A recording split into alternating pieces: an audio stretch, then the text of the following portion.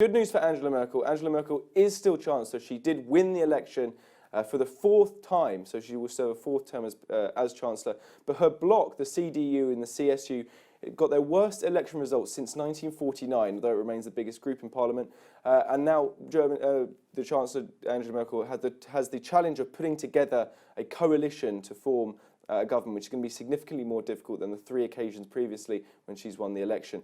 The real story in the German elections, though, however, is not that. What's really being focused on is the rise of far right-wing populists, now specifically referring to the AfD, the Alternative for Germany, who have won seats for the first time in Parliament in this election, and in fact now are the third biggest party in the German Parliament. The Times is saying the far right stormed into the German Parliament for the first time in 50 years, capitalising on the fears and influx of migrants under Mrs Merkel. And Mrs Merkel, a couple of years ago, allowed over 1 million migrants and refugees into Germany in very much open-arm policy, still electorally seeing the challenges that is facing for her.